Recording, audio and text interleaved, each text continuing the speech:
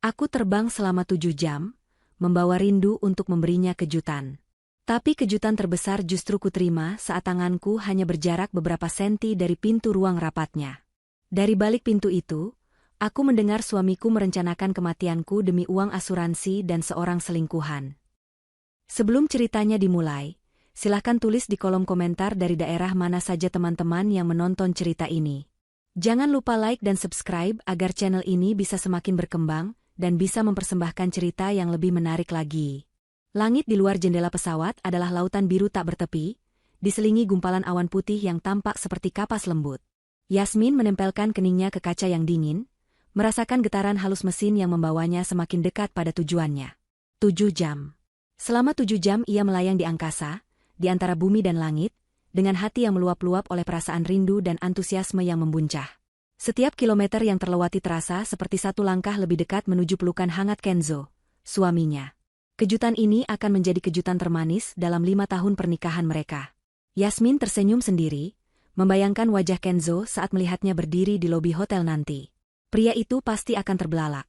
Matanya yang biasanya tajam akan melebar karena tak percaya. Mungkin ia akan terdiam sejenak, sebelum akhirnya tawa renyahnya pecah dan ia akan menarik Yasmin ke dalam pelukannya, mengangkat tubuh mungilnya seolah ia tak punya beban sama sekali. Kenzo selalu seperti itu. Penuh semangat, penuh kejutan, dan selalu bisa membuat Yasmin merasa seperti satu-satunya wanita di dunia. Perjalanan dinasnya keluar kota kali ini terasa lebih lama dari biasanya. Baru 10 hari, tapi bagi Yasmin rasanya seperti sewindu. Panggilan video setiap malam tidak cukup untuk mengobati kerinduan yang mengakar di hatinya. Ia merindukan aroma parfum Kenzo yang maskulin, merindukan cara pria itu menyibakkan rambut dari keningnya, merindukan tawa mereka yang menggema di rumah kecil mereka. Rumah. Kenzo selalu berkata, "Kamu adalah rumahku, Yasmin. Kemanapun aku pergi, pulangnya pasti kepadamu."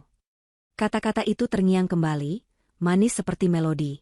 Dan Yasmin percaya, ia memegang teguh setiap janji dan ucapan manis suaminya. Kenzo adalah dunianya.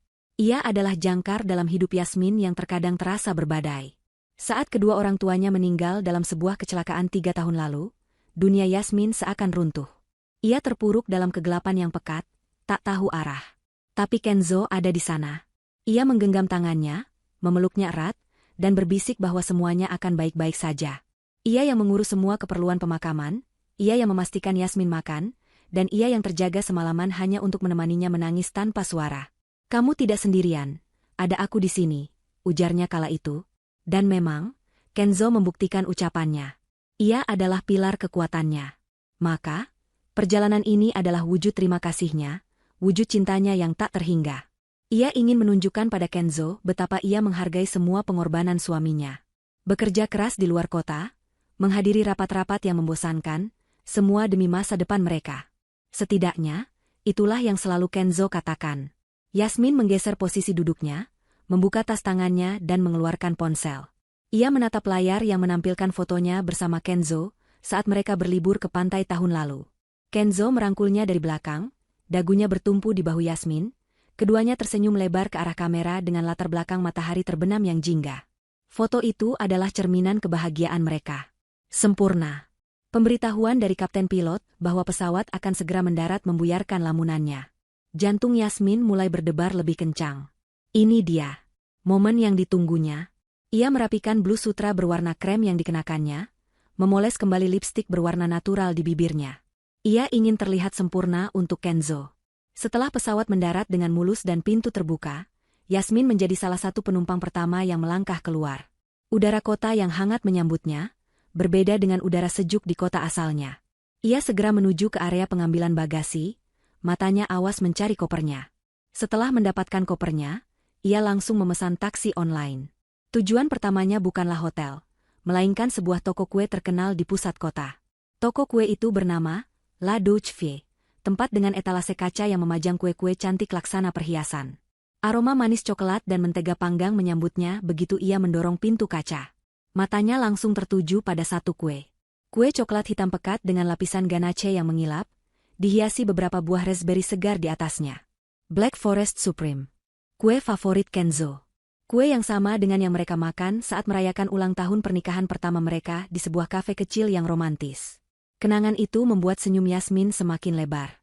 "Mbak, Saya mau kue yang itu, tolong dibungkus yang cantik ya, pintanya pada seorang pelayan. Pelayan itu mengemas kue dengan hati-hati ke dalam sebuah kotak berwarna emas yang elegan, lengkap dengan pita satin berwarna merah marun. Sempurna. Perjalanan menuju hotel terasa mendebarkan. Yasmin terus-menerus memeriksa penampilannya di cermin kecil.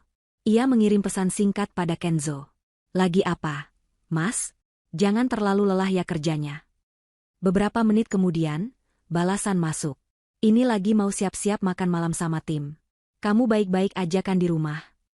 Yasmin tersenyum geli membaca balasan itu. Baik, Mas. Hati-hati ya makannya. Ia menyimpan kembali ponselnya. Kebohongan kecil demi sebuah kejutan besar. Taksi berhenti di depan sebuah hotel bintang 5 yang megah. Fasadnya menjulang tinggi dengan lampu-lampu kristal yang berkilauan di lobi. Yasmin menarik napas dalam-dalam, menenteng kotak kue di satu tangan dan menarik kopernya di tangan yang lain. Ia melangkah masuk, merasakan pendingin ruangan yang kontras dengan udara luar yang gerah. Ia sudah memesan kamar sendiri di hotel yang sama agar tidak merusak kejutan. Rencananya adalah menitipkan koper di kamarnya, lalu langsung menuju restoran tempat Kenzo mengadakan rapat makan malam. Setelah check-in dan meletakkan koper di kamarnya yang mewah, Yasmin bergegas menuju lift untuk turun ke restoran di lantai dasar. Jantungnya berdebar tak karuan, campuran antara gugup dan gembira. Ia memeluk kotak kue itu erat-erat. Ia berhenti sejenak di depan cermin besar di lorong hotel, merapikan rambutnya sekali lagi. Ia terlihat baik-baik saja. Wajahnya berseri-seri oleh cinta. Restoran hotel itu terlihat sangat elegan. Musik jazz lembut mengalun dari pengeras suara. Beberapa tamu sedang menikmati hidangan mereka di meja-meja yang tertata rapi. Yasmin mendekati seorang pelayan yang berdiri di dekat podium penyambutan. Selamat malam, Mbak, sapanya ramah. Selamat malam, Ibu. Ada yang bisa saya bantu? Saya mau tanya, apa ada reservasi untuk ruang VIP atas nama Bapak Kenzo Wicaksono malam ini? Pelayan itu memeriksa buku reservasi digital di hadapannya. Ia tersenyum sopan. Betul, Ibu. Ada. Atas nama Bapak Kenzo dari perusahaan Abadi Jaya. Rombongannya sudah ada di dalam. Hati Yasmin bersorak. Semuanya berjalan sesuai rencana. Bisa tolong tunjukkan di mana ruangannya? Tentu, Ibu. Mari saya antar. Pelayan itu berjalan di depan, memandu Yasmin melewati area utama restoran yang ramai menuju sebuah koridor yang lebih privat dan tenang. Karpet tebal di bawah kakinya meredam suara langkah mereka, menciptakan suasana yang eksklusif. Di ujung koridor itu, berdiri sebuah pintu ganda yang terbuat dari kayu mahoni yang kokoh dan mengilap. Pintu itu tampak berat dan kedap suara, menjanjikan privasi penuh bagi siapapun yang berada di dalamnya. Dari balik pintu, samar-samar terdengar gelak tawa. Suara tawa yang riang dan lepas. Salah satu tawa itu, Yasmin sangat mengenalnya. Tawa bariton yang renyah milik Kenzo. Tawa yang selalu bisa menularkan kebahagiaan padanya. Ini ruangannya, Ibu, kata pelayan itu sambil menunjuk ke arah pintu. Terima kasih banyak, Mbak, jawab Yasmin dengan senyum termanisnya. Pelayan itu mengangguk sopan lalu berbalik, meninggalkan Yasmin sendirian di depan pintu raksasa itu. Jantung Yasmin berdetak seperti genderang perang. Inilah saatnya. Ia menarik napas dalam-dalam, mencoba menenangkan euforia yang meledak-ledak di dalam dadanya. Ia memegang kotak kue dengan kedua tangannya, bersiap memberikan kejutan terbesar dalam hidup suaminya. Tangannya yang sedikit gemetar terangkat, hendak mendorong salah satu daun pintu. Ia sudah bisa membayangkan semua skenario indah di kepalanya. Pintu terbuka, semua mata tertuju padanya, Kenzo yang terkejut, lalu senyum bahagia yang merekah di wajah tampannya. Namun, tepat saat ujung jarinya menyentuh permukaan kayu yang dingin, sebuah kalimat dari dalam ruangan menghentikan seluruh gerakannya. Kalimat itu diucapkan oleh suara yang paling ia kenal di seluruh dunia. Suara Kenzo. Kalau saja istriku yang jelek itu mati, pasti uang asuransinya cair bisa buat lunasi semua utangku. Lumayan. Waktu seakan berhenti. Udara di sekitar Yasmin terasa tersedot habis dari paru-parunya. Napasnya tercekat di tenggorokan. Kata-kata itu diucapkan dengan nada santai seolah sedang membicarakan cuaca, menghantamnya seperti palu godam. Istriku yang jelek. Mati. Uang asuransi. Utang. Kepingan-kepingan kata itu berputar-putar di kepalanya, menolak untuk membentuk sebuah makna yang bisa ia terima. Ini pasti salah dengar. Ini tidak mungkin Kenzo. Kenzonya tidak akan pernah mengatakan hal sekeji itu. Tawa keras dari seorang pria lain menyusul, terdengar serak dan mengejek. Gila lu, bro, tapi idemu cemerlang juga. Terus kamu bisa nikah sama selingkuhanmu yang cantik ini kan? Kata pria itu. Tawa genit seorang wanita kemudian terdengar, melengking dan penuh kemenangan. Awas ya kalau cuma janji-janji aja, Mas Kenzo. Dunia Yasmin runtuh. Bukan lagi retak, tapi hancur berkeping-keping menjadi debu yang tak mungkin bisa disatukan kembali. Selingkuhan. Jadi ada seorang wanita di dalam sana. Wanita yang disebut cantik, kontras dengan dirinya yang baru saja disebut jelek oleh suaminya sendiri. Rasa dingin yang menusuk mulai merambat dari ujung kakinya, naik ke seluruh tubuhnya, dan membekukan hatinya. Kotak kue di tangannya yang tadi terasa ringan dan penuh harapan, kini terasa seberat batu nisan. Kakinya lemas, lututnya bergetar hebat hingga ia harus bersandar ke dinding koridor agar tidak jatuh. Ia memejamkan mata, berharap saat membukanya lagi semua ini hanyalah mimpi buruk. Tapi suara tawa dari balik pintu itu nyata. Terlalu nyata. Setiap gelak tawa mereka terasa seperti cambukan api di kulitnya. Semua kenangan manis yang ia putar ulang selama 7 jam di pesawat tadi kini kembali dengan wajah yang berbeda. Wajah yang penuh ejekan. Ucapan Kenzo, "Kamu adalah rumahku," sekarang terdengar seperti sebuah kebohongan besar yang paling menyakitkan. Perhatiannya saat orang tua Yasmin meninggal, apakah itu juga sandiwara? Apakah di balik tatapan penuh simpati itu, ia sebenarnya sedang menghitung nilai warisan yang akan Yasmin dapatkan? Apakah setiap pelukan hangat dan kata-kata cinta hanyalah bagian dari rencana busuknya? Pikiran-pikiran itu menyerbu benaknya tanpa ampun, merobek-robek setiap keyakinan dan cinta yang pernah ia miliki untuk pria itu. Ia merasa begitu bodoh, begitu naif. Wanita rumahan yang lugu dan mudah dibohongi, persis seperti yang mungkin Kenzo dan wanita itu pikirkan tentangnya. Napas Yasmin mulai kembali, namun setiap tarikannya terasa menyakitkan, seolah ada beling di dalam paru-parunya. Ia membuka matanya. Tidak ada air mata. Rasa sakit yang ia rasakan terlalu dalam untuk bisa diungkapkan dengan tangisan. Yang ada hanyalah kehampaan yang luar biasa, sebuah lubang hitam yang menganga di dalam dadanya. Di tengah kehampaan itu, sesuatu yang lain mulai tumbuh. Sesuatu yang dingin, keras, dan tajam. Kemarahan. Bukan kemarahan yang meledak-ledak, tapi kemarahan yang membeku, yang mengubah setiap tetes kesedihannya menjadi baja. Ia tidak akan masuk ke dalam. Ia tidak akan memberi mereka kepuasan melihatnya hancur. Tidak. Wanita yang mereka sebut jelek dan bodoh itu tidak akan menangis di depan mereka. Dengan gerakan yang terasa kaku seperti robot, Yasmin menunduk. Ia meletakkan kotak kue berwarna emas itu dengan hati-hati di depan pintu mahoni. Kue coklat kesukaan Kenzo. Kue yang melambangkan cinta dan kenangan mereka, kini menjadi simbol pengkhianatan paling pahit.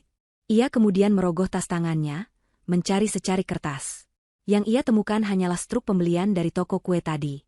Ia membaliknya, sisi putihnya yang kosong terasa seperti kanvas untuk akhir cerita mereka. Ia mengambil sebuah pena dari dalam tas. Tangannya masih gemetar, namun ia memaksanya untuk tetap stabil. Dengan tulisan yang sedikit miring, ia menulis 3 kata di atas kertas itu. Terima kasih untuk semuanya. 3 kata yang singkat, namun mengandung semua kekecewaan, kemarahan, dan rasa sakit yang tak terhingga. Terima kasih telah menunjukkan wujud aslimu. Terima kasih telah membunuh semua cintaku. Terima kasih untuk pelajaran paling menyakitkan ini. Ia menyelipkan kertas itu di bawah pita satin yang mengikat kotak kue. Sebuah persembahan terakhir. Sebuah salam perpisahan. Tanpa menoleh lagi, Yasmin berbalik. Ia melangkah menyusuri koridor yang sepi itu, menjauhi pintu mahoni tersebut. Setiap langkah terasa berat, seolah ia sedang menyeret sisa-sisa hatinya yang hancur di lantai marmer. Suara tawa dari dalam ruangan itu semakin sayup-sayup terdengar, lalu hilang ditelan keheningan koridor. Yasmin terus berjalan, melewati lobi yang gemerlap, keluar dari pintu kaca hotel, dan melangkah ke dalam pekatnya malam. Angin malam yang dingin menerpa wajahnya, namun tidak sedingin hatinya saat ini. Wanita yang penuh cinta dan harapan yang tiba di hotel ini beberapa jam yang lalu telah mati. Yang berjalan di bawah temaram lampu jalanan sekarang, adalah seorang wanita yang berbeda. Seorang wanita yang dunianya telah dihancurkan, namun dari reruntuhan itu, ia bersumpah akan membangun sesuatu yang baru. Sesuatu yang akan membuat Kenzo menyesali setiap kata yang telah diucapkannya malam ini. Badai di matanya baru saja akan dimulai. Yasmin berjalan tanpa tujuan. Kakinya melangkah secara otomatis di atas trotoar yang keras dan dingin, membawanya melewati gedung-gedung pencakar langit yang menjulang angkuh, menembus lautan cahaya lampu kota yang terasa mengejek kesendiriannya. Ia tidak tahu sudah berapa lama ia berjalan. Menit, atau mungkin jam. Dunia di sekelilingnya terasa seperti film yang diputar tanpa suara. Ia melihat pasangan muda tertawa sambil bergandengan tangan, sekelompok teman keluar dari sebuah bar dengan wajah ceria, sebuah keluarga kecil menyeberang jalan. Semua pemandangan itu terasa asing, seolah berasal dari dimensi lain, sebuah dunia yang pernah ia tinggali namun kini telah tertutup selamanya baginya. Ia adalah hantu di tengah keramaian, tak terlihat dan tak tersentuh. Suara Kenzo, kalimat-kalimat kejam itu, terus berputar di kepalanya seperti kaset rusak. Istriku yang jelek. Mati. Uang asuransi. Setiap kata adalah belati yang mengoyak hatinya lagi dan lagi. Ia mencoba mencari celah, sebuah kemungkinan bahwa ia salah dengar, bahwa itu semua hanyalah lelucon yang sangat buruk. Tapi tawa genit wanita itu dan sahutan teman Kenzo memupuskan semua harapan itu. Itu nyata. Pengkhianatan itu nyata. Rasa sakitnya begitu melumpuhkan hingga ia tidak bisa merasakan apa-apa lagi. Hanya ada kehampaan yang dingin dan luas. Ia tidak bisa kembali ke kamar hotel yang telah ia pesan. Tempat itu, di gedung yang sama dengan pria itu, terasa terkontaminasi. Itu bukan tempat yang aman. Sebuah naluri purba untuk bertahan hidup tiba-tiba mengambil alih. Pikirannya yang tadinya kosong dan beku, kini mulai bekerja dengan kejernihan yang menakutkan. Ia butuh tempat untuk bersembunyi. Tempat yang jauh, anonim, dan tidak akan pernah terpikirkan oleh Kenzo. Ia menghentikan sebuah taksi yang lewat, menyebutkan nama sebuah kawasan di pinggiran kota yang ia lihat sekilas di peta. Kawasan yang terkenal dengan penginapan-penginapan murah untuk para pelancong dengan budget terbatas. Antar saya ke motel mana saja di daerah sana, Pak, ujarnya dengan suara serak. Sopir taksi itu menatapnya sekilas dari cermin, mungkin menangkap ekspresi aneh di wajahnya, namun tidak berkomentar. Perjalanan itu sunyi. Yasmin hanya menatap kosong keluar jendela. Lampu-lampu mewah pusat kota perlahan berganti dengan lampu jalan yang lebih redup dan bangunan yang lebih sederhana. Setibanya di sebuah motel kecil dengan papan nama neon yang berkedip-kedip, ia membayar ongkos taksi dengan beberapa lembar uang tunai. Ia masuk ke lobi yang sempit dan berbau apak, disambut oleh seorang resepsionis parubaya yang tampak mengantuk. Yasmin memesan satu kamar untuk satu malam, lagi-lagi membayar dengan uang tunai, menggunakan nama samaran yang terlintas begitu saja di kepalanya. Ia tidak ingin meninggalkan jejak digital apapun. Kamar motel itu kecil dan menyedihkan. Dindingnya bercat kusam, ada beberapa noda lembab di langit-langit. Spraynya tipis dan berbau deterjen murah. Sebuah televisi tabung tua bertengger di atas meja kayu yang sudah tergores di sana-sini. Namun, begitu pintu tertutup dan terkunci di belakangnya, tempat itu terasa seperti benteng teraman di dunia. Dan di dalam kesunyian kamar yang asing itulah, bendungan pertahanannya akhirnya jebol. Kekuatan yang menopangnya sejak ia berjalan pergi dari pintu mahoni itu lenyap seketika. Kakinya tak sanggup lagi menahan beban tubuhnya. Ia merosot ke lantai, punggungnya bersandar di pintu yang dingin. Dan kemudian, tangis itu pecah. Bukan tangis pelan yang meneteskan air mata, tapi sebuah raungan pilu yang keluar dari lubuk jiwa yang paling dalam. Sebuah suara kesakitan yang primal, yang selama ini ia tahan sekuat tenaga. Ia memukul-mukul dadanya, berharap bisa menghilangkan rasa sesak yang menghimpitnya. Ia menjambak rambutnya sendiri, seolah rasa sakit fisik bisa mengalihkan rasa sakit di hatinya. Setiap isak tangisnya adalah sebuah pertanyaan. Mengapa? Apa salahnya? Kurang apa pengabdiannya selama ini? Ia telah memberikan segalanya untuk Kenzo. Cintanya, waktunya, tubuhnya, bahkan uang warisan dari kedua orang tuanya yang ia relakan untuk modal usaha Kenzo beberapa tahun lalu. Ia ingat betul bagaimana Kenzo meyakinkannya, ini untuk masa depan kita, sayang. Aku janji akan membuatmu bahagia. Dan ia percaya. Bodohnya, ia percaya. Ia menangis hingga matanya bengkak dan perih. Ia menangis hingga tenggorokannya kering dan suaranya habis. Ia menangis hingga perutnya terasa mual karena kosong. Ia menangis untuk Yasmin yang naif, Yasmin yang penuh cinta, Yasmin yang dunianya baru saja dibakar habis oleh pria yang paling ia percaya. Setelah berjam-jam terbaring di lantai yang dingin, kelelahan fisik dan emosional akhirnya mengambil alih. Tangisnya mereda, menyisakan isakan-isakan kecil yang gemetar. Ia bangkit dengan sisa tenaganya, berjalan terhuyung ke kamar mandi. Ia menatap pantulan dirinya di cermin yang retak di sudutnya. Wajahnya sembab, matanya merah, rambutnya berantakan. Ia tampak menyedihkan. Ia tampak persis seperti apa yang Kenzo katakan. Jelek. Melihat bayangan wanita yang hancur itu, sesuatu di dalam diri Yasmin bergeser. Air matanya berhenti total. Rasa sedih yang tadi meluap-luap kini surut, digantikan oleh sesuatu yang lain. Sesuatu yang dingin, keras, dan sangat berbahaya. Kemarahan. Kemarahan yang jernih laksana kristal es. Ia menatap lekat-lekat matanya sendiri di cermin. Ia melihat kilatan yang belum pernah ia lihat sebelumnya. Bukan lagi kilatan cinta dan kehangatan, melainkan kilatan baja yang ditempa dalam api pengkhianatan. Kenzo tidak hanya menghancurkan hatinya. Pria itu telah menghina harga dirinya, merendahkannya, dan bahkan mengharapkan kematiannya demi uang. Meninggalkannya begitu saja tidak akan cukup. Memberinya surat cerai dan pergi dengan tenang terasa seperti sebuah kekalahan. Tidak. Itu tidak akan sepadan dengan rasa sakit ini. Pria itu harus membayar. Ia harus merasakan bagaimana rasanya kehilangan segalanya. Ia harus tahu bagaimana rasanya terpuruk di titik terendah, sendirian, dan tanpa harapan. Malam itu, di kamar motel yang bau apak, Yasmin yang lama telah mati. Dan dari abunya, lahir sesuatu yang baru. Sesuatu yang tidak akan pernah lagi menangis karena seorang pria. Sesuatu yang bisa disebut monster. Dengan pikiran yang kini setajam silet, Yasmin kembali ke kamar. Ia mengambil laptop dari dalam tasnya. Ia tidak lagi peduli pada hatinya yang hancur. Fokusnya kini adalah pada satu hal, strategi.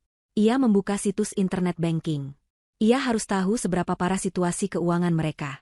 Dengan jari-jari yang mantap, ia masuk ke akun rekening bersama mereka. Jantungnya berdebar, bukan karena cinta, tapi karena amarah saat melihat saldo yang tersisa. Jauh lebih sedikit dari yang seharusnya. Ia membuka riwayat transaksi dan matanya membelalak. Ada banyak sekali transfer ke rekening-rekening yang tidak ia kenal. Pembayaran kartu kredit yang jumlahnya fantastis. Penarikan tunai dalam jumlah besar. Kenzo telah menggerogoti tabungan mereka sedikit demi sedikit, seperti tikus. Dan puncaknya adalah uang warisan orang tuanya. Uang yang seharusnya menjadi jaring pengaman mereka, kini hanya tersisa kurang dari separuh. Kemarahan Yasmin mencapai puncaknya. Uang itu adalah tetes darah terakhir dari orang tuanya. Kenzo telah mengotorinya dengan kebohongannya. Yasmin membuka tab baru. Ia teringat pernah membuka sebuah rekening pribadi atas namanya sendiri bertahun-tahun lalu, sebelum menikah. Sebuah rekening darurat yang ia rahasiakan, atas saran almarhumah ibunya. Perempuan harus punya pegangan sendiri. Nak, sekecil apapun itu, pesan ibunya dulu. Yasmin tidak pernah menyangka, pegangan, itu akan menjadi senjata utamanya. Ia masuk rekening rahasianya itu. Saldonya tidak banyak. Hanya sisa-sisa uang dari pekerjaan lamanya sebelum ia memutuskan menjadi ibu rumah tangga. Tapi rekening itu aktif. Rekening itu aman. Rekening itu tidak diketahui Kenzo. Tanpa ragu, ia kembali ke halaman rekening bersama mereka. Ia menatap angka yang tertera di sana, sisa dari warisan orang tuanya, sisa dari kerja kerasnya dulu. Dengan satu klik, ia memilih menu transfer. Ia memasukkan nomor rekening rahasianya. Ia mengetik seluruh nominal yang tersisa, hingga ke angka terakhir. Jari telunjuknya berhenti sejenak di atas tombol, konfirmasi. Inilah titik di mana tidak ada jalan untuk kembali. Inilah tembakan pertama dalam perang yang baru saja ia nyatakan. Dengan napas yang mantap, ia menekan tombol itu. Layar menampilkan pesan, transaksi berhasil. Di keheningan kamar motel itu, Yasmin tersenyum. Senyum pertama sejak dunianya hancur. Senyum yang dingin, tanpa kebahagiaan, dan penuh janji akan sebuah pembalasan. Pagi datang membawa cahaya matahari yang pucat, menembus celah tirai tipis di kamar motel. Yasmin terbangun di atas tempat tidur yang tidak nyaman, namun ia merasa lebih segar dari yang ia duga. Tidak ada lagi sisa kesedihan di matanya. Yang ada hanyalah daftar pekerjaan yang harus ia selesaikan, tersusun rapi di dalam benaknya yang kini bekerja dengan efisiensi mesin. Ia tidak punya waktu untuk meratapi nasib. Ia adalah seorang jenderal yang sedang mempersiapkan medang perangnya. Misi pertamanya hari ini, menghapus Yasmin yang lama dari muka bumi. Ia mandi dengan cepat, air dingin membantu menjernihkan sisa-sisa kantuknya. Ia mengenakan kembali pakaiannya dari semalam, pakaian yang terasa seperti kostum dari kehidupan orang lain. Ia berkemas, memastikan tidak ada satupun barang miliknya yang tertinggal di kamar itu. Ia check out dari motel, lagi-lagi membayar sisa tagihan dengan uang tunai. Langkah pertamanya adalah menuju sebuah pasar tradisional yang ramai dan padat. Di tengah hiruk-pikuk penjual dan pembeli, ia menjadi anonim. Ia membeli beberapa setel pakaian baru. Kaos oblong sederhana, celana jin murah, dan sebuah jaket lusuh. Pakaian yang sangat berbeda dari gaya feminin dan elegannya selama ini. Ia juga membeli sebuah topi dan kacamata hitam murahan. Ini adalah kamuflase pertamanya. Di sebuah toilet umum yang kotor di dalam pasar, ia berganti pakaian. Saat ia keluar, Yasmin yang modis telah hilang, digantikan oleh seorang wanita biasa yang tidak akan menarik perhatian siapapun. Langkah selanjutnya adalah komunikasi. Ia berjalan ke sebuah konter ponsel kecil yang menjual kartu SIM prabayar dan ponsel bekas. Ia membeli sebuah ponsel model lama yang hanya bisa untuk menelepon dan mengirim pesan, serta beberapa kartu SIM dari operator yang berbeda. Ia membayarnya dengan sisa uang tunai yang ia miliki. Di sebuah gang sepi, ia mengeluarkan ponsel mahalnya, ponsel yang penuh dengan foto-foto kenangan bersama Kenzo. Dengan hati yang beku, ia mematikan ponsel itu, mengeluarkan kartu SIM lamanya, dan mematahkannya menjadi 2 bagian kecil. Ia membuang serpihan itu ke selokan. Ini adalah simbol pemutusan hubungan yang nyata. Ia tidak akan bisa dilacak lagi. Ia kini adalah hantu dalam sistem. Dengan identitas barunya yang serba minimalis, Yasmin naik bus kota menuju terminal antar provinsi. Tujuannya adalah sebuah kota pesisir yang berjarak sekitar 3 jam perjalanan. Kota itu terkenal dengan pemandangan tebingnya yang dramatis dan lautnya yang ganas. Tempat yang indah, namun juga mematikan. Tempat yang sempurna untuk sebuah kecelakaan. Selama perjalanan di bus yang reot, pikirannya bekerja keras menyusun setiap detail rencananya. Ia tidak boleh melakukan kesalahan. Satu saja kesalahan kecil, maka semuanya akan berantakan. Ia harus menciptakan sebuah cerita yang meyakinkan, sebuah narasi yang akan dipercaya oleh polisi, oleh media, dan yang terpenting, oleh Kenzo. Narasi tentang seorang istri yang patah hati, yang mencari ketenangan di tepi laut, lalu sebuah tragedi terjadi. Setibanya di kota pesisir itu, suasana langsung berubah. Angin laut yang membawa aroma garam menyambutnya. Suara deburan ombak yang menghantam karang terdengar dari kejauhan. Yasmin berjalan kaki dari terminal menuju area tebing yang paling terkenal. Tempat itu cukup ramai oleh wisatawan di beberapa titik. Namun ada banyak jalan setapak terpencil yang jarang dilalui orang. Ia mencari lokasi yang tepat. Sebuah tanjung kecil yang menjorok ke laut, dengan pemandangan yang spektakuler namun juga berbahaya. Jalannya sedikit licin karena lumut, dan tidak ada pagar pengaman. Sempurna. Ia menunggu hingga sore hari, saat sebagian besar wisatawan sudah mulai pulang. Saat suasana mulai sepi, ia memulai aksinya. Ia mengeluarkan sebuah syal sutra dari tasnya. Syal kesayangannya, hadiah ulang tahun dari Kenzo 2 tahun lalu. Ia masih ingat bagaimana Kenzo melingkarkan syal itu di lehernya sambil berkata, "Agar kamu selalu merasa hangat seperti pelukanku." Yasmin tersenyum pahit. Dengan sengaja, ia menyangkutkan syal itu pada sebuah semak berduri di dekat tepi tebing. Ia menariknya sedikit agar beberapa serat kainnya benar-benar tersangkut, seolah-olah terlepas saat seseorang jatuh atau terpeleset. Itu adalah bukti pertama. Selanjutnya, ia mengambil dompetnya. Ia telah mengosongkan isinya, menyisakan hanya kartu identitasnya dan beberapa kartu keanggotaan yang tidak penting.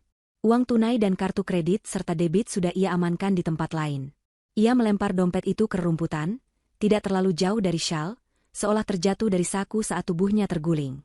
Itu adalah bukti kedua, sebuah penunjuk identitas korban. Terakhir, ia melakukan sesuatu yang paling sulit. Ia melepas anting berlian kecil dari salah satu telinganya. Anting pertama yang dibelikan Kenzo untuknya saat mereka masih berpacaran. Ia menggenggam anting itu erat-erat. Sebuah kilau kecil yang menyimpan begitu banyak kenangan palsu. Dengan napas tertahan, ia melemparkan anting itu ke celah bebatuan, tepat di bibir tebing. Sebuah detail kecil yang mungkin akan ditemukan oleh tim pencari yang teliti. Sebuah sentuhan akhir untuk melengkapi cerita tragisnya. Setelah semua bukti terpasang, Yasmin menyapu sekelilingnya, memastikan tidak ada yang melihatnya. Ia berjalan mundur dengan hati-hati, menyusuri kembali jalan setapak, lalu mengambil rute yang berbeda untuk kembali ke arah kota. Ia bergerak cepat dan efisien. Tidak ada keraguan dalam setiap langkahnya. Saat malam tiba, ia sudah berada di terminal bus lagi. Kali ini, ia membeli tiket untuk tujuan yang sama sekali berbeda. Sebuah kota kecil yang terpencil di pegunungan, jauh dari laut, jauh dari semua kenangan. Perjalanan bus malam itu terasa panjang. Yasmin tidak tidur. Ia hanya menatap kegelapan di luar jendela. Pikirannya sudah melompat ke fase berikutnya dari rencananya. Ia telah menanam benihnya, sekarang ia hanya perlu menunggu benih itu tumbuh menjadi pohon kekacauan yang akan menimpa Kenzo. Beberapa hari kemudian, di sebuah kamar sewaan yang sederhana di kota pegunungan yang sejuk, Yasmin menjalankan rutinitas barunya. Ia hidup dengan sangat hemat, hanya keluar untuk membeli kebutuhan pokok. Sebagian besar waktunya dihabiskan di depan laptopnya. Menggunakan ponsel baru dan koneksi internet publik dengan VPN untuk menyamarkan jejaknya, ia mulai memantau berita. Ia membuka portal berita lokal dari kota tempat Kenzo bekerja, juga berita dari kota pesisir tempat ia menghilang. Selama 2 hari pertama, tidak ada apa-apa. Jantungnya sedikit cemas. Apakah rencananya gagal? Apakah tidak ada yang menemukan jejaknya? Namun, di hari ketiga, jantungnya berdebar kencang saat melihat sebuah judul berita utama. Seorang wanita dilaporkan hilang oleh suaminya, petunjuk ditemukan di tepi tebing. Ia mengklik tautan itu dengan jari gemetar.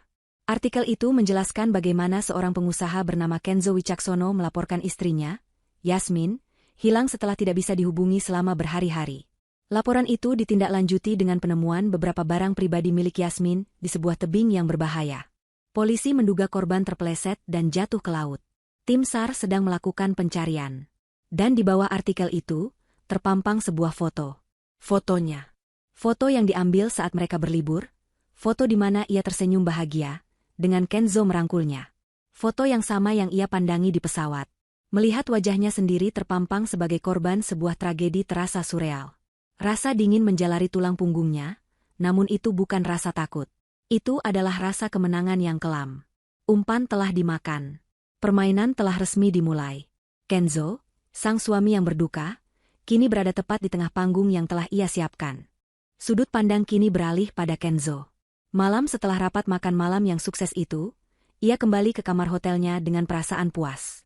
Kesepakatan bisnis yang ia incar selama berbulan-bulan akhirnya berada di genggamannya. Lily, rekan kerjanya yang menawan, menemaninya hingga ke depan lift dengan senyum penuh janji. Kenzo merasa berada di puncak dunia. Ia sama sekali tidak menyadari keberadaan kotak kue berwarna emas di depan pintu ruang VIP yang sudah dibersihkan oleh staf hotel beberapa jam sebelumnya.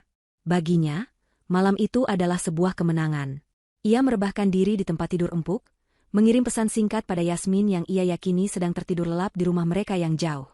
Meeting lancar. Aku capek sekali. Langsung tidur ya. Pesan itu adalah sebuah alibi, sebuah formalitas untuk mempertahankan citra suami yang baik. Ia tidak mengharapkan balasan. Keesokan paginya, Kenzo terbangun dengan perasaan segar. Ia memeriksa ponselnya, dan sedikit mengernyit saat tidak menemukan balasan atau pesan selamat pagi dari Yasmin. Biasanya, istrinya itu tidak pernah absen. Mungkin Yasmin sedang sibuk atau marah karena ia tidak menelepon semalam. Kenzo mengabaikannya. Ia punya hal yang lebih penting untuk dipikirkan. Seharian itu ia habiskan untuk menindaklanjuti hasil rapat dan merayakan kesepakatannya bersama Lily. Ia mencoba menelepon Yasmin di sore hari, namun panggilannya langsung masuk ke kotak suara. Rasa kesal mulai muncul. Yasmin tidak biasanya seperti ini. Sikapnya yang merajuk terkadang bisa sangat merepotkan. Ia mengirim pesan lagi, kali ini dengan nada sedikit lebih tajam. Kamu di mana? Kenapa telepon tidak diangkat? Tidak ada balasan. 2 hari berlalu dalam keheningan. Kenzo mulai merasa sedikit cemas. Namun, kecemasannya bukan lahir dari rasa khawatir akan keselamatan Yasmin, melainkan dari kekhawatiran bahwa sesuatu yang tidak beres bisa mengganggu rencananya. Citranya sebagai suami yang perhatian harus tetap terjaga. Ia tidak punya pilihan selain mulai menghubungi beberapa teman dekat Yasmin, berpura-pura panik. Apa kamu lihat Yasmin? Sudah 2 hari aku tidak bisa menghubunginya sama sekali. Aku khawatir sekali, ujarnya dengan nada penuh kepalsuan. Tentu saja, tidak ada yang tahu keberadaan Yasmin. Salah satu teman Yasmin, yang paling dekat dengannya, menyarankan Kenzo untuk segera melapor ke polisi. Sebuah saran yang membuat perut Kenzo terasa melilit. Melibatkan polisi adalah hal terakhir yang ia inginkan. Tapi ia tidak punya pilihan. Untuk menjaga sandiwaranya, ia harus terlihat seperti suami yang panik dan putus asa. Dengan berat hati, ia menelepon kantor polisi di kota asalnya dan membuat laporan orang hilang. Ia memberikan semua detail yang diperlukan, melukiskan gambaran seorang suami yang hatinya hancur karena cemas. Beberapa jam setelah laporan itu dibuat, sebuah telepon masuk dari kepolisian kota pesisir, kota tempat ia menanam jejak palsu. Mereka mengabarkan penemuan sebuah syal dan dompet berisi kartu identitas atas nama Yasmin di tepi sebuah tebing yang berbahaya. Jantung Kenzo berdebar kencang, kali ini campuran antara ngeri dan sebuah kelegaan yang mengerikan. Rencananya, atau lebih tepatnya, angan-angan gilanya yang ia ucapkan di ruang rapat, entah bagaimana menjadi kenyataan. Ia harus segera pergi ke sana. Ia harus memainkan perannya. Kenzo tiba di kota pesisir itu keesokan harinya. Ia langsung disambut oleh polisi dan beberapa wartawan lokal yang sudah mengendus berita itu. Dengan wajah yang ia paksakan terlihat pucat dan putus asa, ia menceritakan kronologi versinya. Bagaimana istrinya mungkin sedang stres dan ingin menenangkan diri. Bagaimana ia sangat mencintai istrinya, bagaimana ia berharap ada keajaiban. Ia berdiri di tepi tebing, menatap lautan luas dengan tatapan kosong, membiarkan kamera wartawan mengabadikan potret seorang suami yang berduka. Di dalam hatinya, pikirannya berpacu liar. Berapa lama proses yang dibutuhkan untuk menyatakan seseorang meninggal? Kapan ia bisa mengurus klaim asuransi? Kapan ia bisa bebas dari utang dan memulai hidup baru dengan Lily? Di tengah sandiwara yang melelahkan itu, ponselnya berdering. Nama, ibu, tertera di layar. Jantung Kenzo mencelos. Inilah panggilan yang paling ia takuti. Ia berjalan menjauh dari keramaian, mencari tempat yang sedikit lebih sepi di antara bebatuan karang. Ia menarik napas dalam-dalam, mempersiapkan suara paling sedih yang bisa ia buat. "Halo, Bu," sapanya dengan suara bergetar. Hening sejenak di seberang sana, lalu terdengar suara isak tangis yang meledak. Suara ibunya, Ibu Kinan, terdengar histeris dan pecah. "Kenzo, itu tidak benar, kan? Berita di internet itu bohong, kan? Katakan pada ibu itu semua bohong. Di mana Yasmin? Nak, di mana menantu ibu?" Suara ibunya terdengar begitu pilu, penuh dengan kepanikan sejati. Kenzo memejamkan matanya, memaksakan air mata keluar dari sudut matanya. "Sabar, Bu, sabar." Kenzo juga hancur. Polisi menemukan barang-barang Yasmin di tepi tebing. Mereka bilang kemungkinan besar Yasmin terjatuh ke laut. Tangis Ibu Kinan semakin menjadi-jadi. Tidak mungkin. Tidak mungkin. Yasmin itu anak yang paling hati-hati. Kenzo, dia takut ketinggian. Untuk apa dia pergi ke tepi tebing sendirian? Ini tidak masuk akal. Kamu ada di sana bersamanya, kan? Kamu menjaganya, kan? Pertanyaan-pertanyaan ibunya yang polos itu terasa seperti tuduhan. Kenzo sedang dinas di kota lain, Bu. Yasmin, mungkin dia menyusul Kenzo tanpa bilang-bilang untuk memberi kejutan. Kenzo juga tidak tahu, Bu. Kenzo menyesal, kenapa Kenzo harus pergi dinas. Kenzo terus merangkai kebohongannya, memainkan peran sebagai suami yang merasa bersalah. Ya Tuhan, anak itu terlalu baik. Terlalu cinta sama kamu, isak Ibu Kinan. Keheningan menyelimuti percakapan mereka sejenak, hanya diisi oleh suara tangis Ibu Kinan dan deru ombak di kejauhan. Lalu, dengan suara yang lebih pelan dan penuh keraguan, ibunya mengucapkan kalimat yang membuat darah Kenzo seakan berhenti mengalir. "Kenzo, ibu tahu bisnismu sedang sulit. Ibu tahu kamu punya banyak masalah keuangan akhir-akhir ini. Tapi, kamu tidak akan pernah menyakiti Yasmin, kan, Nak? Kamu sayang sama dia, kan?" Pertanyaan itu diucapkan dengan nada tulus seorang ibu yang mencoba meyakinkan dirinya sendiri, menghantam Kenzo lebih keras dari badai manapun. Itu bukan tuduhan, tapi terasa lebih buruk dari itu. Itu adalah keraguan. Keraguan pertama dari orang yang selama ini selalu membelanya tanpa syarat. Jantung Kenzo berdebar panik. Bagaimana ibunya tahu tentang masalah keuangannya? Seberapa banyak yang ibunya tahu? Ibu bicara apa? Tentu saja Kenzo sayang sekali sama Yasmin. Kenzo tidak mungkin menyakitinya. Bagaimana ibu bisa berpikir seperti itu? Jawabnya dengan nada yang sedikit terlalu tinggi, sedikit terlalu defensif. Ia bisa merasakan pertahanannya mulai retak. "Maafkan ibu, Nak. Ibu hanya tidak percaya ini bisa terjadi. Yasmin itu sudah seperti anak kandung ibu sendiri." Hati ibu hancur. Lirih Ibu Kinan, sebelum akhirnya menutup telepon karena tidak sanggup lagi bicara. Kenzo menurunkan ponselnya dari telinga. Tangannya gemetar. Angin laut yang tadi terasa sejuk kini terasa dingin menusuk tulang. Kata-kata ibunya, "Kamu tidak akan pernah menyakiti Yasmin, kan, Nak?" terus terngiang di kepalanya. Untuk pertama kalinya, ia merasa bahwa permainan yang ia mulai ini mungkin jauh lebih rumit dan berbahaya daripada yang ia bayangkan. Ia merasa seperti sedang berjalan di atas lapisan es yang tipis, dan retakan pertama baru saja muncul di bawah kakinya. Beberapa hari berlalu. Tim SAR menghentikan pencarian mereka. Jasad Yasmin tidak ditemukan. Lautan telah menelannya bulat-bulat, persis seperti yang diharapkan dalam skenario terliar Yasmin. Bagi publik, kasus ini adalah sebuah tragedi yang menyedihkan. Kenzo, sang suami yang berduka, menerima banyak ucapan bela sungkawa. Ia memasang wajah sedih di depan semua orang, menceritakan kembali kisah cintanya dengan Yasmin, membangun citra sebagai pria paling setia yang kehilangan belahan jiwanya. Namun, di balik pintu tertutup kantor polisi, narasi itu mulai goyah. Karena tidak ada jasad, kasus ini tidak bisa ditutup begitu saja sebagai kecelakaan. Penyelidikan formal pun dimulai, dan secara prosedur, orang terdekat korban adalah orang pertama yang diperiksa secara mendalam. Kenzo adalah orang itu. Panggilan telepon dari kepolisian datang, memintanya untuk datang memberikan keterangan tambahan. Kenzo datang dengan percaya diri, masih mengenakan topeng dukanya. Ia pikir ini hanyalah formalitas. Namun, suasana di ruang interogasi terasa sangat berbeda dari sebelumnya. Tidak ada lagi tatapan simpatik. Yang ada hanya dua orang detektif dengan wajah datar dan tatapan mata yang tajam, seolah bisa menembus semua kebohongannya. Ruangan itu kecil, dingin, dan hanya diterangi oleh satu lampu neon yang berdengung pelan. "Selamat siang, Pak Kenzo. Terima kasih sudah datang," sapa detektif utama, seorang pria parubaya bernama Heru. "Silakan duduk. Kami hanya ingin mengklarifikasi beberapa hal." Kenzo duduk di kursi besi yang dingin, berhadapan langsung dengan mereka. Interogasi dimulai dengan pertanyaan-pertanyaan standar. Kapan terakhir kali ia berkomunikasi dengan istrinya? Apa isi percakapan terakhir mereka? Apakah ada masalah dalam pernikahan mereka? Kenzo menjawab semuanya dengan lancar, menggunakan cerita yang sudah ia latih berulang kali di kepalanya. "Pernikahan kami sangat bahagia. Tidak pernah ada masalah besar. Yasmin adalah istri yang sempurna." Detektif yang lebih muda, bernama Adi, menyela dengan tenang.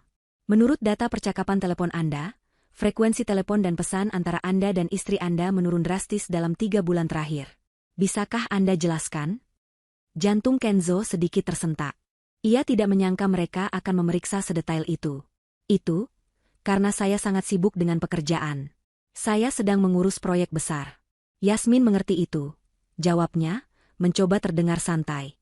Detektif Heru mengangguk pelan, seolah menerima jawaban itu, namun tatapannya tidak berubah. "Proyek besar, ya? Kami juga mendengar dari beberapa sumber bahwa bisnis Anda sebenarnya tidak sedang dalam kondisi baik. Anda memiliki beberapa utang kepada pemasok dan pinjaman di beberapa bank yang mulai jatuh tempo. Apakah itu benar, Pak Kenzo?" Pertanyaan itu telak. Kenzo merasakan keringat dingin mulai membasahi pelipisnya. Setiap bisnis pasti ada pasang surutnya. Itu bukan masalah besar. Semuanya masih terkendali, dalihnya. "Lalu, bisakah Anda jelaskan siapa wanita bernama Lily? Namanya cukup sering muncul di log panggilan dan pesan Anda, bahkan di jam-jam yang tidak wajar. Jauh lebih sering daripada Anda menghubungi istri Anda sendiri." Timpal detektif Adi, suaranya tetap datar namun terasa menusuk. Kenzo membeku. Mereka tahu tentang Lily. Lily hanya rekan kerja. "Kami sedang menangani proyek yang sama, jadi wajar kami sering berkomunikasi," jawabnya, suaranya sedikit bergetar. Ia bisa merasakan jerat itu mulai mengencang di lehernya. Para detektif saling berpandangan sejenak. Kemudian, detektif Heru mendorong sebuah map tipis ke tengah meja, menggesernya ke arah Kenzo. "Kalau begitu, mari kita bicarakan hal lain. Tentang ini." Kenzo membuka map itu dengan ragu.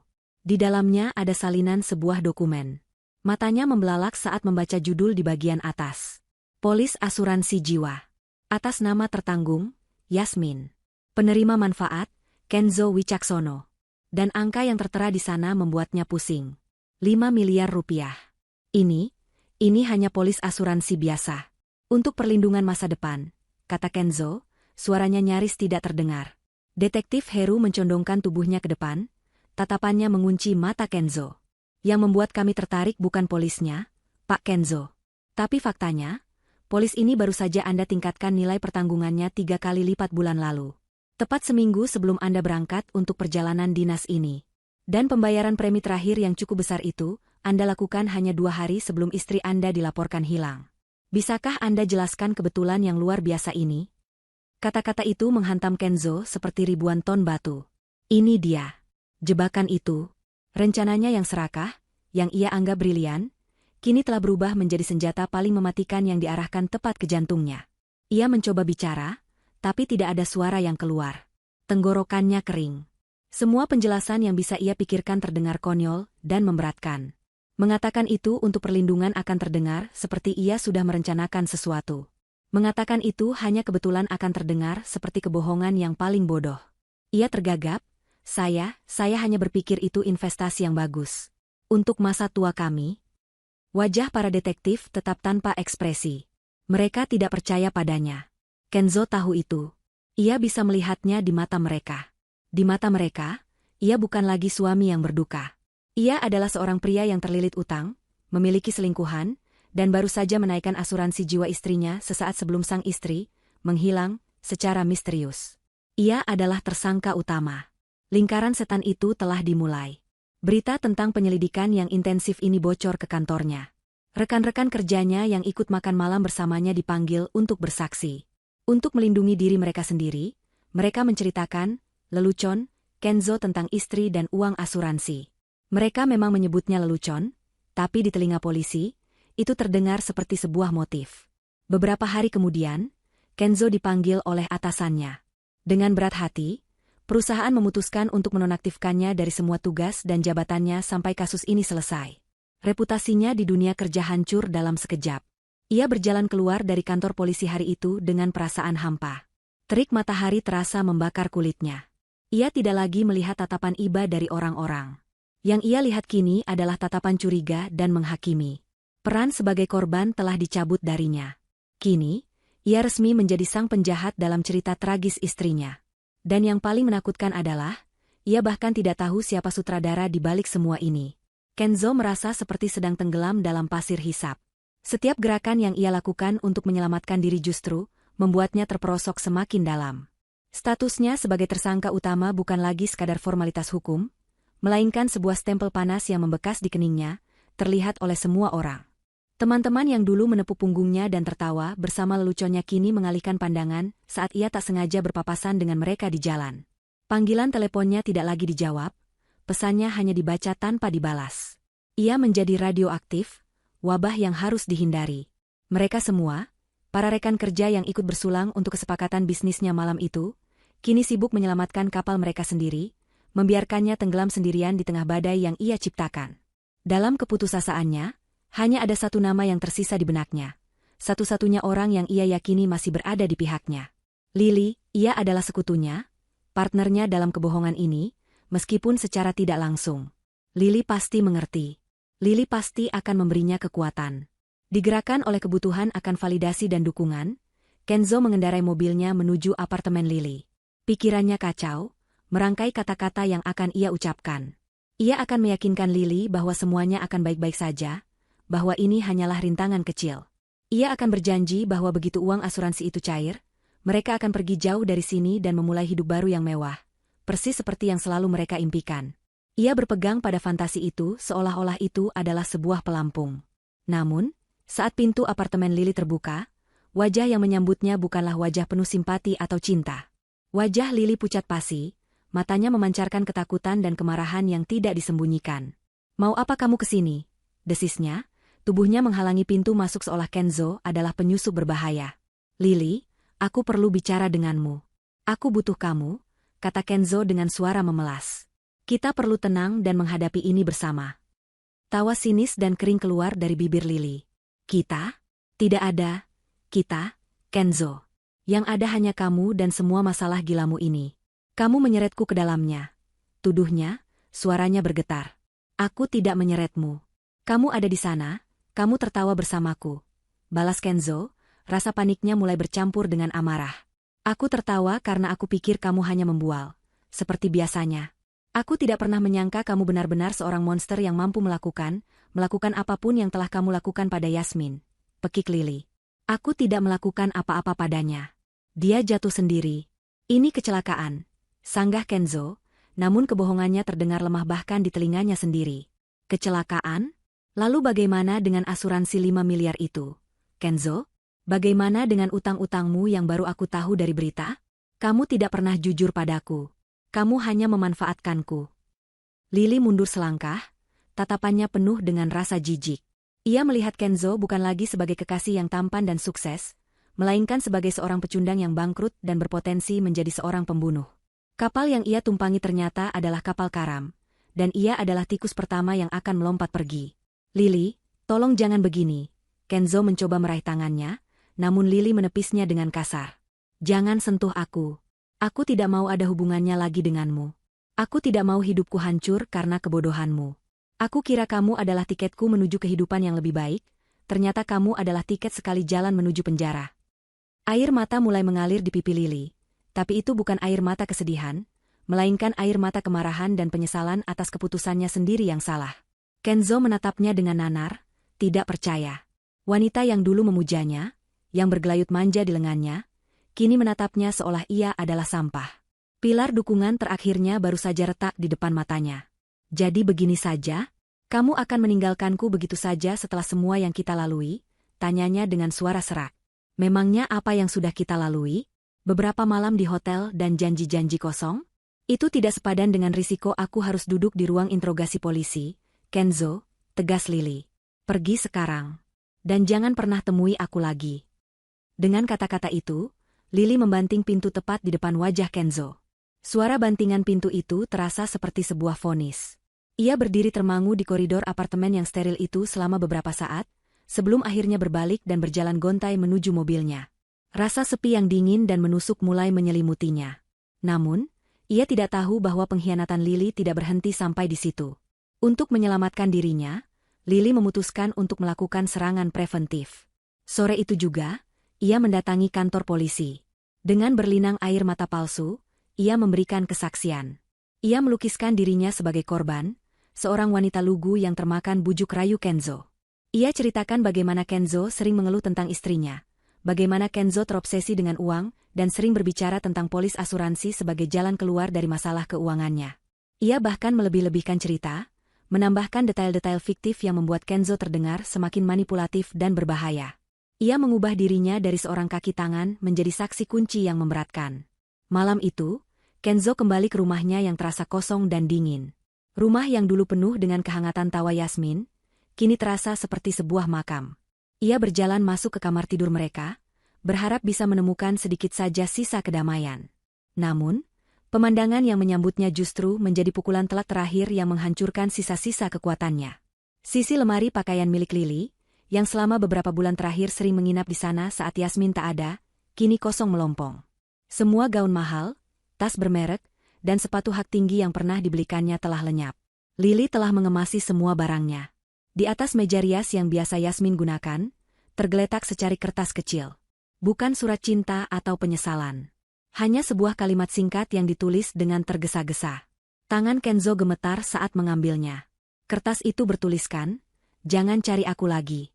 Aku sudah menceritakan semuanya pada polisi." Kenzo meremas kertas itu di tangannya. Kakinya lemas.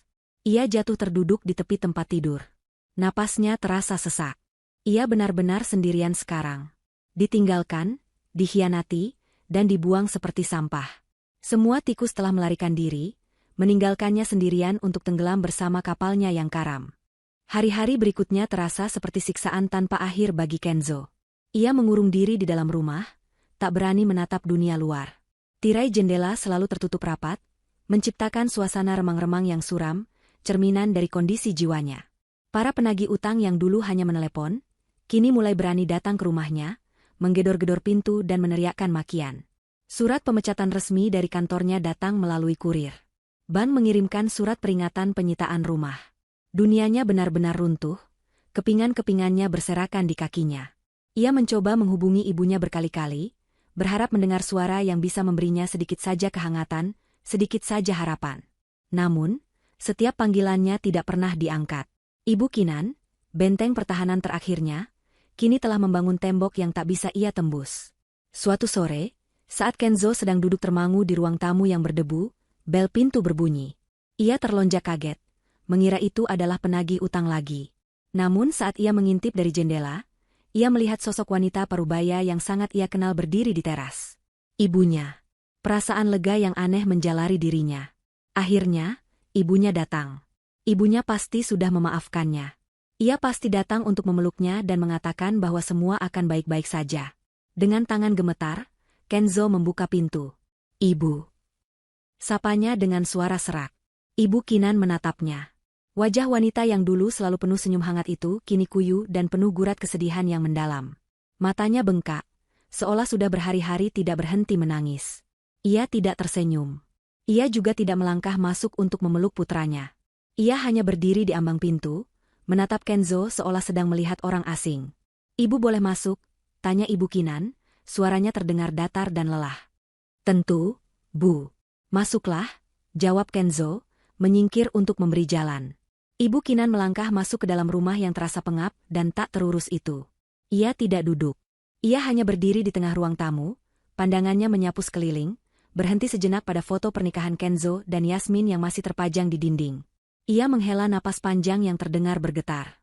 "Kenapa kamu lakukan ini, Kenzo?" tanyanya pelan, tanpa menatap putranya. "Ibu tidak bicara soal Yasmin." "Maksud ibu, kenapa kamu melakukan ini semua?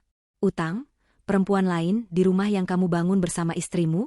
Di mana hatimu, nak?" Kenzo tergagap. "Ibu," Kenzo bisa jelaskan. "Bisnis sedang sulit," Kenzo panik. "Dan Lily dia bukan siapa-siapa, Bu. Itu hanya sebuah kesalahan." Ibu Kinan akhirnya menoleh, menatap Kenzo tepat di mata. Tatapannya tidak lagi mengandung kehangatan, hanya kekecewaan yang tak bertepi. "Kesalahan? Kamu menyebut pengkhianatanmu pada istri sebaik Yasmin hanya sebuah kesalahan? Kamu menyebut menghamburkan uang warisan orang tuanya untuk perempuan lain hanya sebuah kesalahan?" Suara Ibu Kinan sedikit meninggi, dipenuhi rasa sakit. Kenzo terdiam, tak mampu membantah. "Dan asuransi itu, Kenzo? Jangan coba-coba berbohong pada ibumu. Polisi sudah bicara pada ibu. Teman-temanmu juga. Mereka semua menceritakan hal yang sama." Kenzo merasa seperti seorang terdakwa yang sedang menunggu vonis. Ia mencoba meraih simpati ibunya. "Itu hanya omong kosong, Bu. Lelucon bodoh saat sedang mabuk."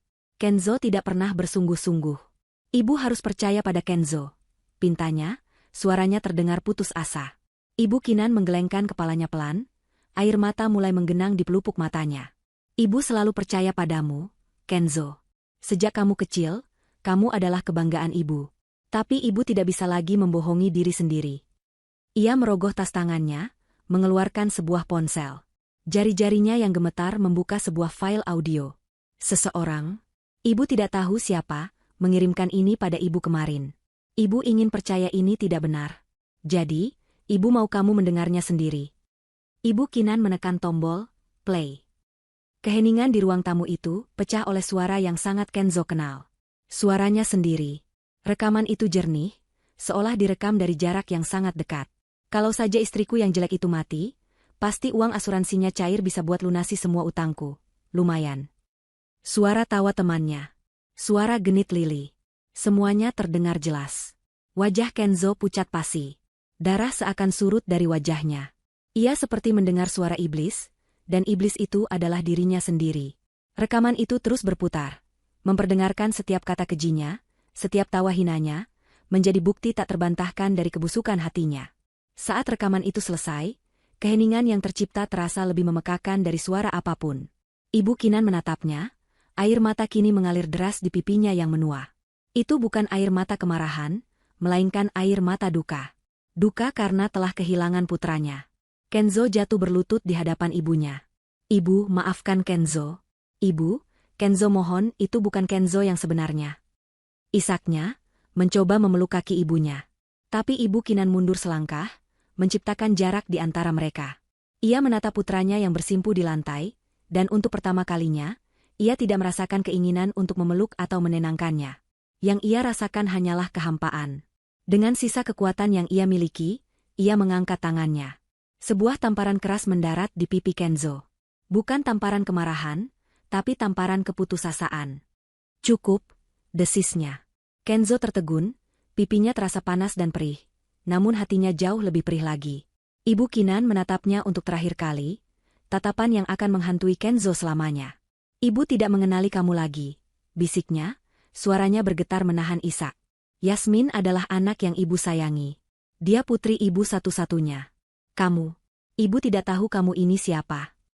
Ibu Kinan berbalik, berjalan keluar dari rumah itu tanpa menoleh lagi. Ia menutup pintu di belakangnya dengan pelan. Suara klik dari kunci pintu yang tertutup terdengar begitu keras di telinga Kenzo. Suara itu menandakan akhir dari segalanya.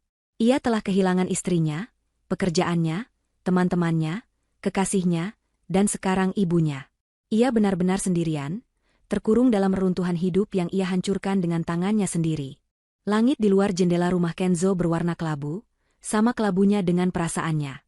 Keheningan di dalam rumah terasa begitu pekat hingga menyesakan, hanya dipecah oleh suara detak jam dinding yang terdengar seperti hitungan mundur menuju kehancurannya.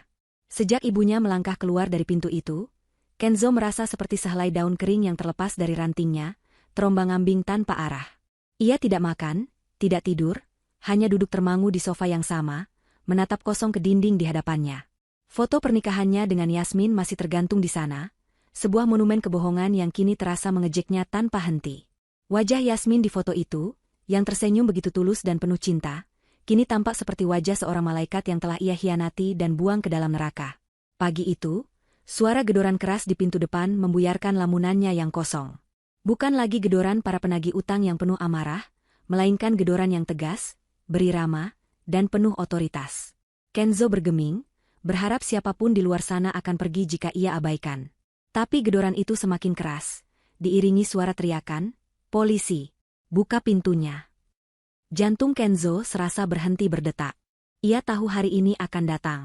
Dengan langkah yang terasa berat seperti diseret, ia berjalan ke pintu dan membukanya. Di hadapannya berdiri beberapa petugas polisi berseragam, bersama detektif Heru yang menatapnya dengan wajah tanpa ekspresi.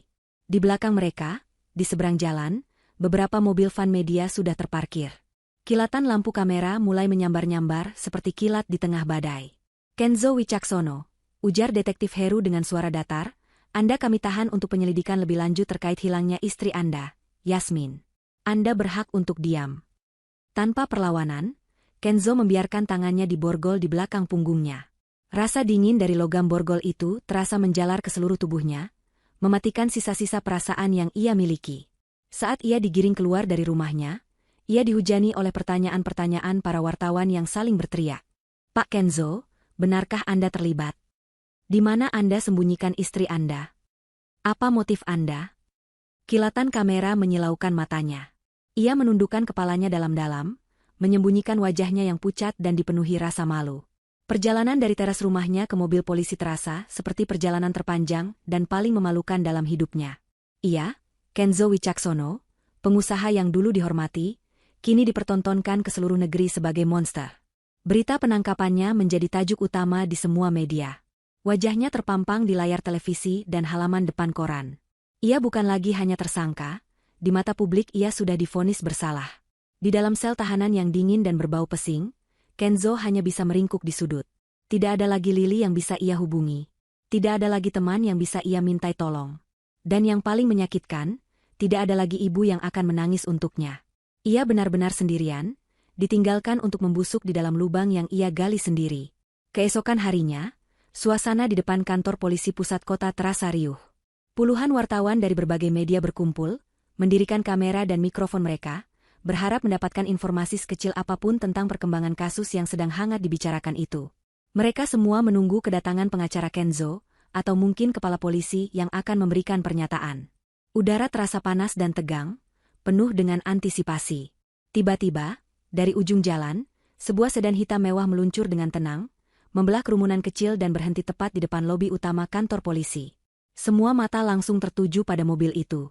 Mobil itu terlalu mewah untuk seorang pengacara biasa. Pintu belakangnya dilapisi kaca film yang sangat gelap, menambah misteri siapa penumpangnya.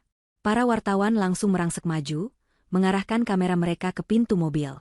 Pintu itu terbuka. Hal pertama yang terlihat adalah sepasang sepatu hak tinggi berwarna hitam legam, berkilau dan berdesain sangat tajam. Lalu, sepasang kaki jenjang berbalut celana bahan berwarna krem yang jatuh sempurna. Dan kemudian, sesosok wanita melangkah keluar dari mobil itu dengan gerakan yang anggun dan penuh percaya diri. Kerumunan wartawan terdiam sesaat, mencoba mencerna pemandangan di depan mereka.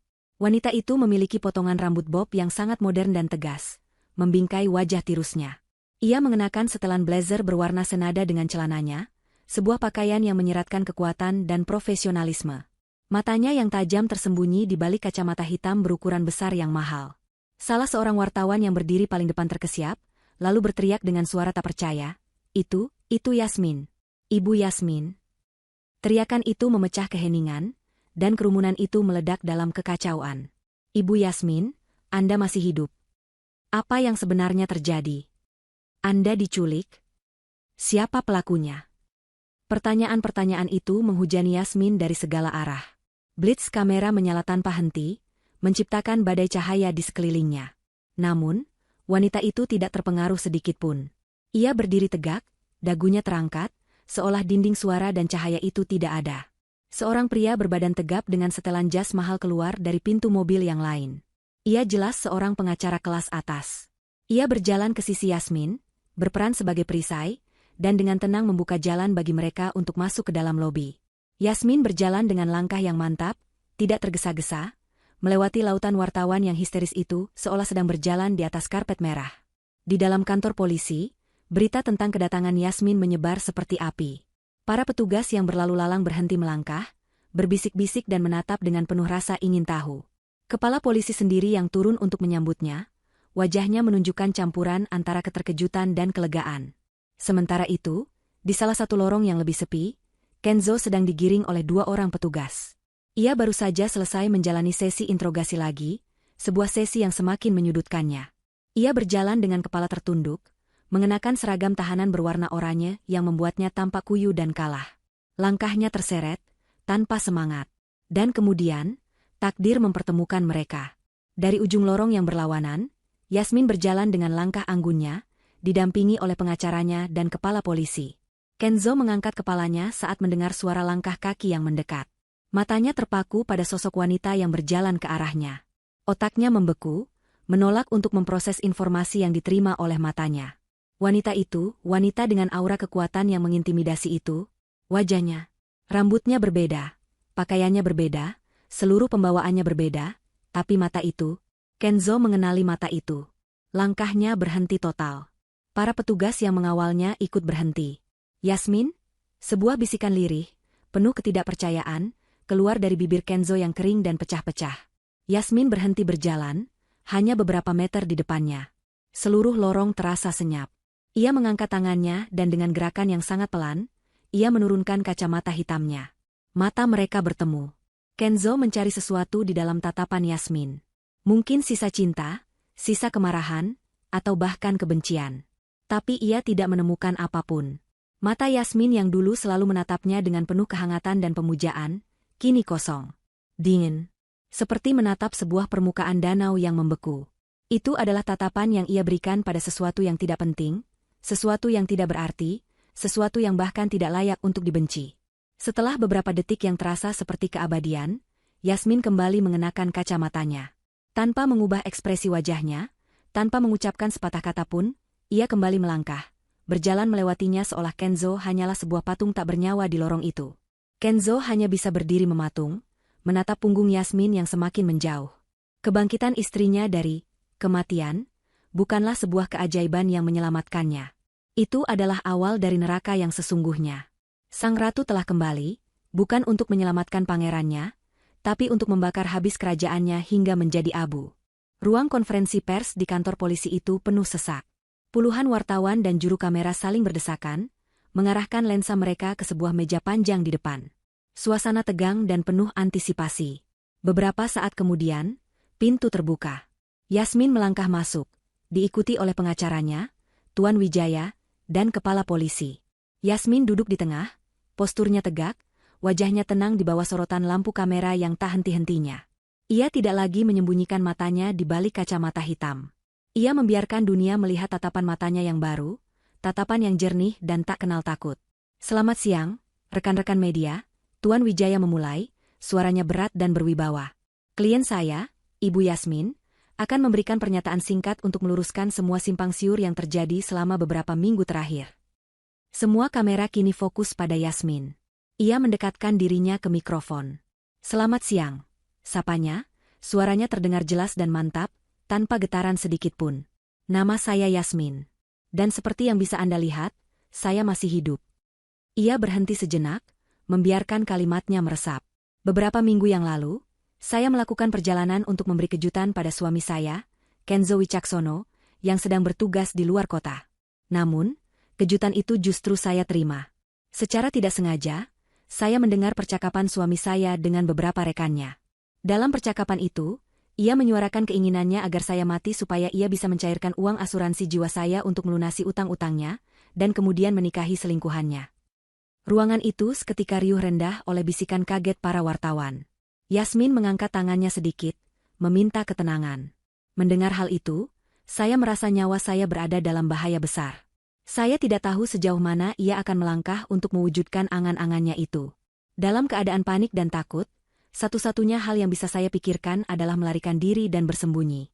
Saya sengaja membuat seolah-olah saya mengalami kecelakaan agar ia berhenti mencari saya, agar saya punya waktu untuk berpikir dan mencari perlindungan. Pengacaranya kemudian mengambil alih. Kami memiliki bukti yang tak terbantahkan untuk mendukung pernyataan klien saya. Tuan Wijaya memutar sebuah rekaman audio melalui pengeras suara. Suara Kenzo yang keji itu menggema di seluruh ruangan, membuat semua yang hadir terdiam ngeri. Setelah itu, Tuan Wijaya memaparkan bukti-bukti lain. Salinan laporan keuangan Kenzo yang menunjukkan utang di mana-mana, bukti transfer dana dari rekening bersama ke rekening pribadi Lily, dan kesaksian dari beberapa pihak yang menguatkan cerita Yasmin. Narasi publik berbalik 180 derajat dalam sekejap. Yasmin, yang tadinya adalah korban tragis, kini menjadi pahlawan yang cerdik dan selamat. Kenzo, yang tadinya adalah tersangka pembunuhan, kini menjadi penjahat licik yang rencananya terbongkar. Ia dibebaskan dari tahanan atas tuduhan menghilangkan nyawa, namun kebebasannya hanya berlangsung beberapa menit. Di lobi kantor polisi, ia langsung ditangkap kembali. Kali ini dengan serangkaian tuduhan baru. Konspirasi untuk melakukan penipuan asuransi, memberikan laporan palsu kepada pihak berwajib, dan pencemaran nama baik. Lily, sang selingkuhan, juga ikut terseret. Ia dituntut karena menerima dana hasil penggelapan dan memberikan kesaksian palsu. Proses hukum berjalan dengan cepat. Dengan bukti sekuat itu, Kenzo tidak punya peluang. Pengadilan perceraian menjadi yang pertama. Hakim mengabulkan gugatan cerai Yasmin dengan segera. Karena terbukti melakukan perselingkuhan dan niat jahat yang membahayakan nyawa, Kenzo kehilangan hak atas seluruh harta Gonogini. Rumah, mobil, dan sisa aset mereka jatuh sepenuhnya ke tangan Yasmin sebagai kompensasi. Yang paling penting, Yasmin berhasil merebut kembali sisa uang warisan orang tuanya hingga rupiah terakhir. Kenzo keluar dari pengadilan itu sebagai seorang duda miskin yang terlilit utang miliaran. Selanjutnya adalah pengadilan pidana. Ia divonis bersalah atas semua tuduhan dan dijatuhi hukuman beberapa tahun penjara. Reputasinya hancur. Namanya menjadi sinonim dari pengkhianatan dan keserakahan. 2 tahun berlalu.